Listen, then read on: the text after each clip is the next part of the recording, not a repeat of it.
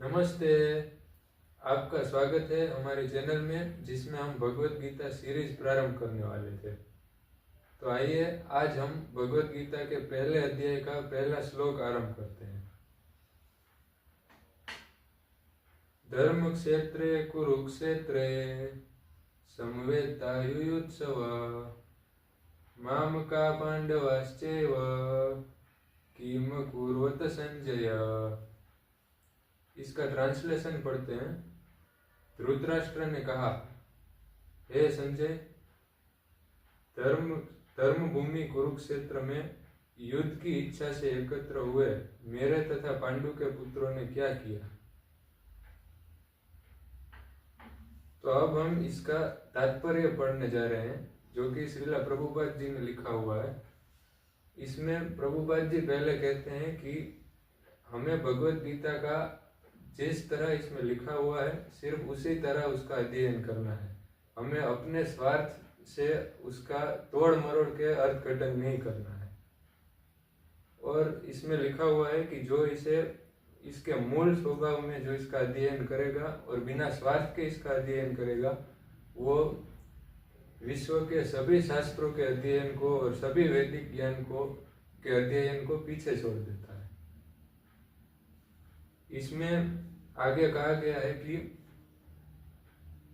इसमें एक शब्द का इस्तेमाल किया है, धर्म क्षेत्र।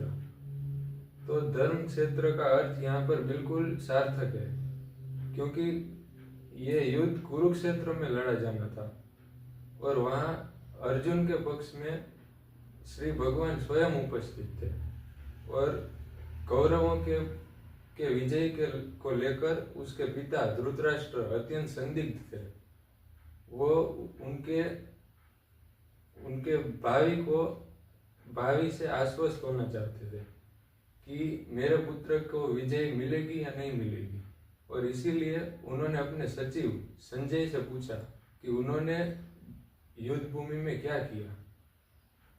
धृतराष्ट्र ये जानता था कि अर्जुन और कौरव ये दोनों कुरुक्षेत्र में एक निर्णायक संग्राम के लिए उपस्थित हुए थे और वो ये चाहता था कि किसी भी तरह से कौरवों और पांडवों के बीच कोई समझौता न हो, कोई मध्यस्थता न हो सके। और इसीलिए वो कुरुओं के भाग्य के बारे में अपने सचिव से आश्वस्त होना चाहता था। और वो जानता था कि ये कुरुक्षेत्र वो धर्म स्थल है। और आपको जानकर हैरानी होगी कि वेदों में लिखा गया है कि कुरुक्षेत्र स्वर्ग के निवासियों के लिए भी तीर्थ स्थल माना गया था।